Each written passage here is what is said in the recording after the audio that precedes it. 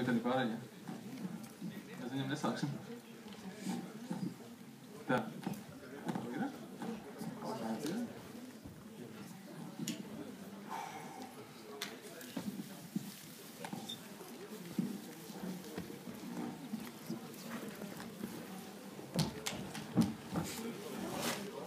Mēs sagāju, šī kavēšanas kultūra ir jābeidz un vienreiz kultivēt arī pašiem. In your face.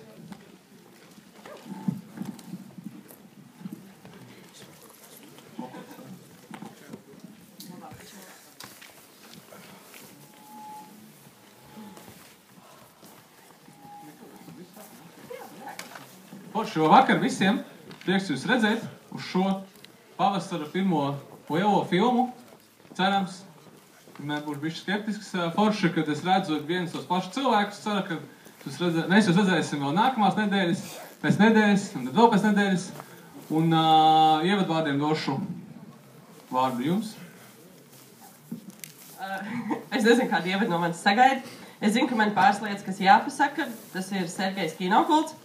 Sergejs Kinokast, zālē mums ir arī Ģirds, ir arī Mareks, kurš filmē, ir arī Raivs un Uldis, kuri kavē, vai nav, un es esmu Lelde. Tas arī aptuveni viss ievadu. Jā, esmu izpildījis savu ievadu darbu godam. Man neko nav jāspēj. Tad sākam prezentāciju. Paldies. Tāda reāla forša sajūta, ka šovakar būs beigta prezentācija un vispār beigta foršais vakars. Noteikti filma arī būs forša. Es visu laiku to mēģinu tā pateikt, tāpēc, ka neviens ar mums nav redzējis. Mēs esam tādi paši kā jūs, mēs ceram, ka viņi būs nenormāli labi un kikājas un Toms Krūs nepievils. Bet jā, tāpēc cerēsim kopā. Bet par šī vakar prezentāciju. Kaut kādu, kad es viņu gatavoju, es domāju, ka man ir jāuztaisa prezentācija, ja jau tik nopietnas iemesls par fantastikas filmām, par to, kā viņas radās, par visu vēsturi. Es tam piegāju reāli metodiski, sāku pētīt tārā. Es jums varu pateikt, kas man no tā beigās viss sanāca. Man tagad ir vairāk kā 50 jaunas filmas backlogā, ko skatīties. Tā tas vienmēr beidzās. Es tagad nemēģinu pateikt to, ka tur nebūs prezentācijas. Būs, viss būs, bet es gribu izstāstīt, kādi viņas top. Un šādi viņas top. Starp citu, par backlogiem, vai kāpēc jautājums?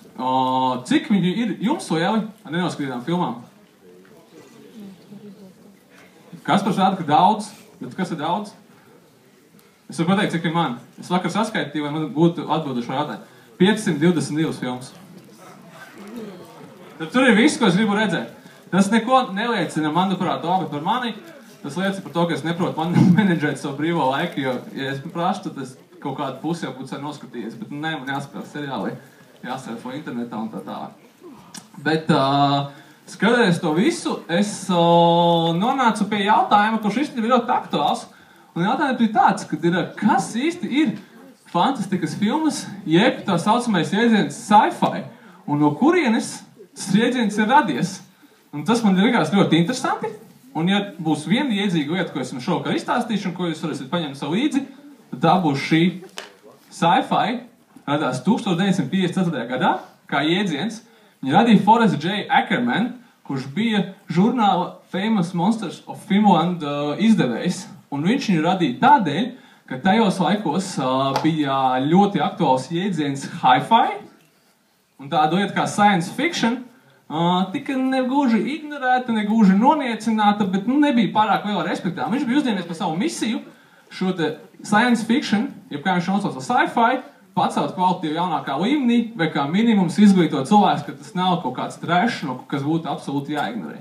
Par pašu Forrestu J. Ackermanu un Famous Monsters of Finland mēs noteikti kaut kad izstāstīsim mums vēlāk, kad mums būs attiecīgs iemesls. Ja tomēr viņš vairāk ir attiecināts no šausmu filmām, lai gan viņš ir nepārprotami kulta personāžs, un, teiksim, visi sākot ar Spielbergu un beidzot ar Robertu Zemekis un Peter Jacksonu, viņu saka, ka tas ir bijis viņu lielākais iedvesmas avots, kas vispār lika viņiem nodarboties ar kino, tā skaitā šis te žurnāls.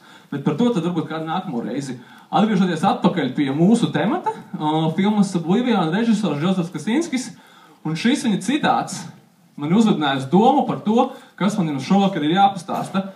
Attiecīgi, ja viņi ir iedvesmojuši 70. gadu labākās fantastikas filmas, tad par viņām mēs šovakar arī runāsim. Un nedaudz izteigot Harry plakātu, filmas, kuras iedvesmoja Oblivion. Neskatoties uz kinoblogeru lobiju Hollywoodā un visiem mūsu sakariem, diemžēl šis saraksts ir manis paši izveidots, vai arī par laimi, Kasinskis mums neatsūtīja savu iedvesmas avotus. Man pašam liekas, ka es trāpīju diezgan precīzi. Visticamāk, Kasinskis neuzzinās nekad par šo prezentāciju, līdz ar ko mēs nekad nevarēsim pārliecināties, vai bija man taisnība vai nē, bet es palikšu laimīgā neziņā par to, ka man bija. Lūk, bet pārējot tālāk, pirmā un galvenā filma, kad mēs runājam par fantastiku žanru, ir tā, kas to visu sāka, vai gandrīz sāka, jo viņa bija vienīgā, protams, bija filma Metropolis 1927. gads, režisors Fritz Langs. Es gatavojoties prezentācijai skatījos vēlreiz fragmentus no šīs filmas, un man ir visvairāk pārsteidza tas, cik ļoti viņa nav novecojusi pat priekš mūsdienām, bet ņemot vērā to, ka tā ir silent movie, un dialogi tur nav, un tur ir tūkstošiem rekomendāciju, kādu mūziku skatīties, tikmēr filmas laikā. Kā kopu filma vēl ir ļoti interesanta. Viņai nesen, ja nemaldos, 2008. gadā Argentīnā atrada papildus nozaudētas materiālus, respektīvi viņai tagad liek kopā, vai arī varbūt jau ir salīdzot, to gan es atvainojos, ka nenoskaidroju, jauna versija, kas varbūt ļaus saprast nedaudz vairāk, ko viņi toreiz to filmu ir domājuši. Un par to, teiksim, kā šīs te pazudušās filmas lēns ir nokļuvušas Argentīnā, man jau uzreiz liekas, ka turpat noteikti kaut kāda filma apakšā, kur varbūt kādreiz kāds uzņems, bet visā ziņā Metropolis mums liek runāt par sevīm vēl un izslēg, ka tā bija viena no spilgtākajām iedvesmām arī priekš Kasinskis, ka priekš Oblivion absolūti nekāda nevaram, tāpēc šī mums stāv pirmajā vietā. Otrajā vietā, protams, 2001. gada Odiseja no Stanley Kubrika savā laikā, kā man tagad liekas, skatoties uz atpakaļu, mūsdienās filmas taisa dark and realistic, un vajag, lai filma būtu reāla, un tad, pat jau toreiz Kubriks bija pirmais, kurš zināja jēdzienu dark and realistic, un kuram arī obligāti vajadzēja, lai filma būtu reāla. Vienīgais, ar ko viņš bišķi nokļūdījās, ir filmas laiks, 2001. gads ir bijis, un mēs neesam aizlidojuši uz Jupiteru, un pat ne uz Marsu, un Ričards Brensons joprojām testē tās savus kosmoskuļus, kas ļaus mums pacelties kaut kur bišķi augstāk. Bet ar visu pārējo viņš filmā diezgan precīzi uzminēja, noteikti, kā viena no filmas Oblivion iedvesmas avotiem ir arī 2001. gads Kosmiskā Odiseja. Kadrs visiem zināms, es uzreiz saku, ja kādam šis kadrs ir nospoilojis, viņš šeit nav ko darīt. Nopietni, come on, tas jau ir daļa no popkultūras. Bet jā, Planet of the Apes, vairāki faktori, kādēļ es esmu iekļāvis kā iedvesmas avotu. Pirmkārt, tā nebija pirmā filma, bet tā noteikti ir spilgtākā, ņemot vērā to, ka šī brīvības statuja parādās gandrīz visos filmas promo materiālos. Ir filma, kur Hollywooda dižojās vai lepojās ar kaut kādu ļoti slavenu monumentu, ikonisku iznīcību, vai, teiksim tā, ka mēģina parādīt, kā viņi izskatīsies pēc kaut kā ļoti postoša. Starp citu, visos filmas Oblivion plakātos notiek pilnīgi tas pats, līdz ar ko tas iedvesmas avots, manuprāt, ir diezgan skaidrs. Jā, otrā lieta tāda, kad ņemot vērā, ka pirmā filma Planet of the Apes iznāca 60. gados, un nesen mums bija negluži remakes, drīzāk prequels, un nākamais gadu viņam būs sequels. Uzmēr, ka tā tēma ir tik ļoti aktuāla, ka viņa rezonē ar mums pēdējos 50 gadus, kas, manuprāt, ir diezgan nopietnas sasniegums. Es nezinu, kas ir otra, varbūt tikai Star Trek, kas ir tieši tik ilgi un visu laiku aktuāls jaunās krāsās. Nākamā filma, ja man būtu jāsaka, es teiktu, ka tas ir ļoti slikts kvalitātes screenshots no Oblivion, ņemot vērā šo sterilitāti, bet patiesībā tā ir filma Logan's Run. Nezinu, cik daudz jums redzējuši, bet kādreiz bija 70. gados ļoti slavena fantastikas filma. Ar viņu 3 lietas saistībā. Viņai ir, man liekas, vismaz 2 neoficiāli remake, un viens gandrīz oficiāls remake. Neoficiālais remake bija The Island, ja kāds atcerās, Michael Bay'am bija filma. Michaels Bay's nezina, ka tas ir remake, tāpēc, ka viņš bērnībā neskatījās atšķirībā no Kasinska filmu Logan's Run, viņš spēlējās Transformeriem, bet filma bija ļoti tuva pēc sižeta. Un otra filma pēdējā laikā, kas ir izmantojas agresīvu šīs filmas, teiksim tā, idejas, bija In Time ar Justin Timberlake, noteikti atcerēties, bet tāda bija arī tāda viši čābīga. Kas bija foršāk ir tas, kad režisors Nicholas Windings Refns bija plānojis uzņemt tieši šo remake filmai Logan's Run, kaut kas tur īsti nesanāca. Sliktā ziņa droši vien priekš auditorijas daļākās daļas, ka, protams, galveno lomu būtu atveidojis viņa iecienītais aktieris. Šis, bez kura neiztiks vairs neviena kinoblogeru prezentācija. Man ļoti žēl, kā kādreiz bija Twilightu. Bet jā, remake nenotika, bet viņi tagad tur kopā taisa citu filmu, kas arī laikam ir ekvivalenta labi. Protams, Star Wars. Grūti būtu pateikt, kuru no mūsdienu režisāriem Star Wars nav ietekmējis kaut kādā veidā. Saistība konkrēti ar Josefu Kosinski ir tāda, kad mums ir ļoti reāls iespējas sagaidīt Star Wars filmu arī no viņa paša, kas nozīmē, ka būs kaut kad iespējams būs filma, Star Wars filma, kur ietekmēs filmu ar Oblivion. Tas jau būs bišķi otādāk. Kādēļ tā? Līdz šim Kosinski strādājas ar studiju Disney, piemēram, pie filmas Trons mantojums, studija Disney šobrīd piedara Star Wars, un epizode 7, pa ko visi runā, kur režisēs J.J. Abrams, nav vienīgā Star Wars filma, kur ir izstrādes stadijā. Līdz ar ko ir viss pamatojums domāt, ka Kosinskis var pastrādāt arī pie filmas Star Wars. Uzreiz aiz Star Wars man nāk šī filma, apmēram to pašu laiku, es speciāli viņas saliku kopā, tādēļ, ka viņas, manuprāt, ir tā kā vienas monētas divas puses, tie 70. gadu beigas, 80. gadi, un ir pilnīgi divas atšķirīgas kino fantastikas. Viena ir vairāk kā fantasy, un otra ir, kā pats Ridlijs Skots teica, Trackers in Space, jeb tālbraucēju šoferi kosmosā, un tā jau viņa arī izskatījās. Līdz ar ko, skatoties, teiksim, filmas Oblivion promo materiāls, lai cik stereo viņi nebūtu, kaut kāda daļa no viņiem man atgādināja filmu Alien, un es esmu pilnīgi drošs, kad Josefs Kosinskis ir skatījies viņu bērnībā, un viņa noteikti ir bijusi viena no iedvesmas avotiem. Kas mums tālāk? Šī filma, manuprāt, kad viņa ir ne tikai iedvesmojusi veselu paudzi ar Hollywoods darboņiem, bet viņi ir viena no tām, kas īpaši agresīvi eksploatē šo te destrukciju. Šajā gadījumā atkal tā ir brīvības statūja, kurai, man liekas, nav paveicies gan izvēr visvairāk no visiem monumentiem pasaulē.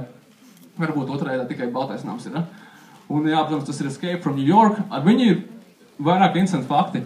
Piemēram, viens ir tāds, kad režisors Roberts Rodrīgues, noskatoties viņu 9 gadu vecumā, saprata, ka jā, tas ir īstais, es gribu taisīt kino. Kaut vai viņai paldies vien par to. Otrs fakts incidents tāds, kad viņa netika uzņemta Ņujorkā. Ja jūs skatīsieties, viņai tikai viens kadrs, kurš tika uzņemts Ņujorkā, un tas ir kadrs pašā filmas sākumā, pie brīdis statujas. Vispārējā filma tika uzņemta citās Amerikas pilsētās. Visi atceramies šo te. Šai filmai, kuru varbūt es izlaidīšu visu to daļu, ko es biju plānojis par to, cik viņi ir ietekmīga kinofantastika filmā, lai gan arī varbūt šo te postapokaliptisko nākotni viņām rādīja tikai ļoti mazās devās un ar flashbackiem. Tāpatās, kā zināms, jau vairāk mums neparādīja, vairāk mēs izdomājam paši savā galvā, kas ir tikai ļoti pareizi. Un otrs, protams, tā, ka jā, tā bija ļoti mazbudžeta filma, kas pēkšņi, pēc kuras vairs nebija tā, kā bija pirms tam. Visas fantastikas filmas vai robotu filmas bija jau savādākas. Bet, kā manuprāt, nekas labāks pasaulē nav, kā padomju laiku poļu plakāti, kā jūs tagad redzat uz ekrāna. Vismaz kopš tie laika, kad pie Kino Rīgas vairs nekarājās tie uzzīmētie. Man liekas, ka tur vairs nav. Ka viņi beidzas, tad tagad poļu plakāti ieņem gotu no pirmo vietu. Tas bija joks, protams. Jebkuram ir zināms, ka vislabākie plakāti ir tie, tā mums tur, ko mums zīmē Harijs, kurš ir zālē, kuru mēs varam pāpaudēt beidzot klātienē pa krūtiem plakātiem.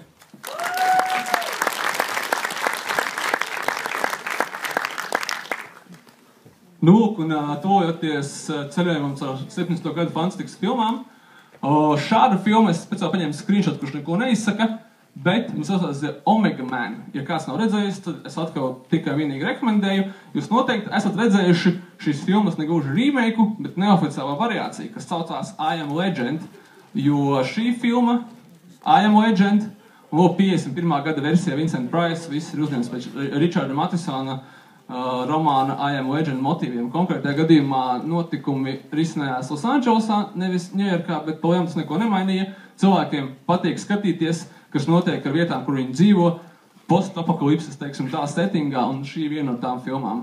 Kas nav redzējuši, varbūt mazāk zināma, ļoti, ļoti rekomendēju. Nu, un šo filmu, protams, stāstīt, kas un ko un kā īsti, liekas, ka jēgas nav. Kas būtu interesantais fakts par viņu, teiksim, ko es pats nezināju. Es zināju, ka viņai daudz versijas ir, vai kāds var nosaukt, cik kopsumā ir versijas filmai Blade Runner? 19. 7. Baigi krūtais cipars, bet 19. Bet tas, kas teica 7, tam ir taisnība. Es varu iedot plakātu, par to tas nebija konkurss jautājums, bet ja jūs gribat, varat atnākt uz tam pakaļ. Forši. 19, jā, tā bija man otrā doma par to, ka ņemot tā, ka viņai ir 7 versijas, 4 no viņām tiešajā mērā veidojas Ridlijs Skots, 3 no viņām tika veidotas bez viņa palīdzības ar kādu studijas iejaukšanos. Ņemot vērā to, ka tas noteikti ir kaut kāda Ridlijs Skota dzīves labākais projekts, līdzīgi kā Džordžam Lukasam ir Star Wars. Es ticu, ka tad, kad viņš beidzot aizies tajā pelnītajā pensijā, viņš noteikti nāks atpakaļ un ķersies klāt pie Blade Runner vēlreiz pateiks stop. Man liekas, ka tur jāmaina kaut kas vēl. Nu, 7 versijas tas jau par kaut ko tomēr liecina. Otrā ziņa ir tāda, ka es biju atradis rakstu no Britu avīzes The Guardian, kur viņi bija izdomājuši to, kas man liekas būtu jādara, kas bija ļoti loģiskais. Viņi bija atlasījuši īstus zinātniekus, kas nodarbojās iespējams ar to problēmu risināšanu, kuras tiek parādītas gan filmā Blade Runner, gan visās iepriekšējās. Un viņi pajautāja viņiem paklausties no zinātnieku viedokļa, kuras ir labākās fantastikas filmas. Numur 1 bija Blade Runner. Tā kā, ja jūs uzskatāt, ka tā ir labākā fantastikas filma, zinātnieki to uzskata, jums ir absolūti taisnība. Jūs mērāt atsaukties, ka britu zinātnieki ir pateikuši, ka šī filma ir pati labākā, un tam otram cilvēkam, teiksim, kurš viņam strīdās, nav taisnība. Ļoti īsumā, tas arī bija viss. Es ceru, ka es esmu atgādinājis kaut ko par fantastikas filmām, kuras mēs esam skatījušies. Kaut ko no tām mēs redzēsim filmā. Man pašam būs interesanti varētu, cik tieši daudz, bet es ticu, ka, ievērojam daļu. Bet tagad ir pati foršākā daļa, kas saucās konkurss. Man palīdzēs Lelde. Un. Noteikti jums ir zināmi. Ja jūs gribat atbildēt, lūdzu patsavēt roku, lai es varu jūs saredzēt. Un es sākšu ar pirmo jautājumu. Un ļoti daudz jautājumi būs par filmām, par kurām es jums tikko stāstīju. Kas mums šodien balvās? Mums balvās ir kombo Harija plakāts un ne Harija krekliņš.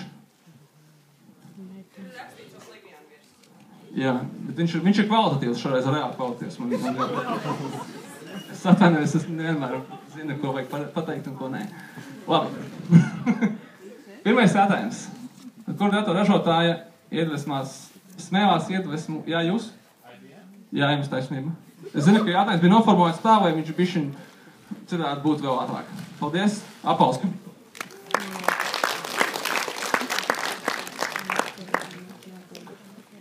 Nākamais jautājums.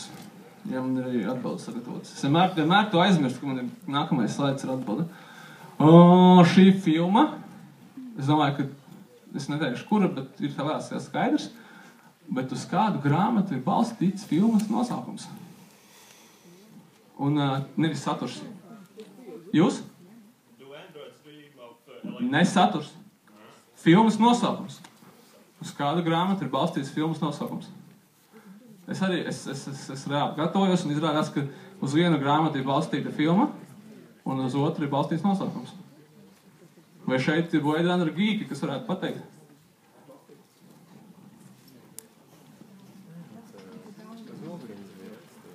Es neļausim cilvēkiem atrast internetā. Īstenībā viņš ir balstīts uz grāmatu, kas saucās The Blade Runner, kur saturs ir līdzīgs, tā arī ir fantastika un arī kiborgiem androidiem, bet, protams, tas ir pilnīgi savādāks nekā filmā, bet nosaukums bija tik labs, ka studija nolēma, ka viņai jānopērk tiesības šo grāmatu tikai dēļ viņas nosaukuma. Un iedod nosaukums filmai, jā, un protams, kad filmas pamatā ir Do Android's Dream of Electric Sheep, tas ir, kurš nav lasījis, arī rekomendēju. Bet man tagad ir 522 filmas, ko rekomendēt. Tā kā es došu ļoti daudz vēl. Nākamais jautājums. Atceramies šo, protams, klasisko ainu. Tā kā mums ir zāle, iespējams, ir augusts, un bija jānogriež tā bilde, bišķiņ augstāk nekā varbūt to gribētos, bet ne visu atļauj pat kinologa seansā. Bet jautājums nav saistīts ne ar to, un pat ne ar Billu Plekštonu, kurš redzams vidū, bet aktieris, kuram atteica Terminator Romu, viņš šad bijis too nice. Jūs? Denzels Washingtons. Nē, bet jūs esat pa pusē Trapis. Nē, viņš toreiz bija 15 gadi, viņš būtu tu naiza, bet arī tu young. Toms Krūs? Nē. Ja kāds atcerās Terminator 3, bija variants par Lensu Henriksenu, bet viņam neatteica, tāpēc, ka viņš bija tu naiza. Jūs? Nē. Pirmajam cilvēkam bija taisnība par Denzelu vienā lietā. Jā, lūdzu? Nē, un jūs arī taisnība par vienu lietu. Un jūs? Nē, un jūs arī esat tuvu. Un jūs augšā? Nē. O.J. Simpsons. Kā beigās izrādījās, viņš nebija tik ļoti nice, kā visi tikās. Bet labi, ka paņēma Arnoldu un tā. Mums ir vēl kaut kāda balva, ko mēs tam varēsim izlasēt. Nākamie jautājumi būs vieglāki. Sapsolu. Olga Kurylenko. Ļoti simpātiska aktrise, bet viņai ir viena īpašība. Viņa ir video spēļu adaptācija veterāne. Vai jūs varat nosaukt? Jūs augšā? Un tā arī ir pareizā atbilde. Apsveicu! Par citu, es sapratu, kur ir tā loģika, kāpēc viņi tā dara. Mila Jauliča, es nāku no tā paša reģiona, es tagad negribu kļūdīties, bet man liekas, viņas abas nāk no Ukrainas. Arī ir līdzīgā kārtā, nezināju, kur filmēties, tad viņai mazais brālis, kuram patika Resident Evil, teica, māsa, uzfilmējās šitajā, tas būtu so cool. Un tad viņi uzfilmējās, un kur tas noveda, ir skaidrs, ir 6 filmas un miljārds ieņēmumies, un Mila Jovovich ir international superstar. Varbūt tā bija Olgas Kurylenko loģika, bet ņemot tā, ka tās filmas bija šādas, negluži tā viņi nostrādāja. Viņas ir abas ļoti sliktas, un es viņas nerekomendēju nevienam šajā gadījumā. Nē. Bet mēs turpināsim par Olgu Kurylenko, ja jau man ir tāda iespēja. Un filma Oblivion, kurā baigi forši, ko viņa pasauca, bet viss varēja beigties daudz savādāk, jo bija cita aktrise un cita filma. Jūs? Jā. Absolūti taisnība. Jā, Jessica Chastain un Zero Dark 30, un pēdējā brīdī viņi izlēma, ka tomēr ir svarīgāk, ka Zero Dark 30, un iespējams tā arī bija labāk priekš Jessica Chastainas un priekš Olgas Kurylenko, jo viņai nav jāfilmējās vēl vienā videospēļu ekranizācijā.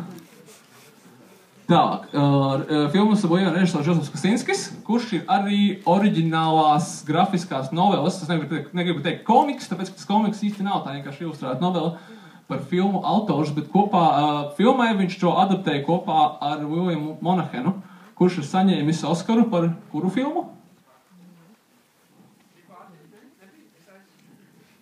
Jūs pateicāt, tad jūs pacēlāt roku, pateicāt vēlreiz, un jums bija taisnība. The Departed.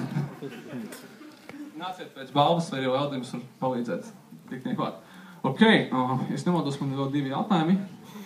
Mēs nonākam pie filmas centrālā tēla Toma Krūza. Manuprāt, nav cita aktiera, kurš vēl spilgtāk kaut kāds ar sevi personificētu amerikāņu Hollywoodas kinozvaigzni, bet neskatoties uz to visu, kurā valstī Toms Krūzs pirmoreiz apguva tēlotāju prasmi. Kas nav Amerika? Nav Amerikas Savienotās valsts. Jā, lūdzu? Nē. Jūs? Kanāda. Taisnība. Tā bija Kanāda, no kuras nāk... Es gribēju teikt kaut kādu hokeja komandu, tas neesmu spēcīgs hokeja, tāpēc es teikšu Wolverines un Terence un Phillips. Tā lai paliek. Kanāda, tieši tā. Un pēdējais jautājums par Tomu Krūzu ir tāds, kura valsts ir tik slima, ka tajā ir Toma Krūza diena? Jā, jūs absolūti taisnība. Es varu nosaukt, kura tā diena ir? Es arī nevarētu, bet tas ir 10. oktobris. Es šajā vidī gribēju ielikt kaut kādu melno rāmi ar tēmu Japan Superior, bet līdzīgi ar Arnolda Batakiem, to mums arī neizlaid savu cenzūru. Tā kā tā, tas ir viss. Tiekamies nākošais atdienas filmu Transā. Viņa ir ļoti laba. Pārmēt pēc, kas esmu redzējis, un viņa tiešām ļoti jaudīga. Gaidīsim jūs visus. Paldies, mums liels!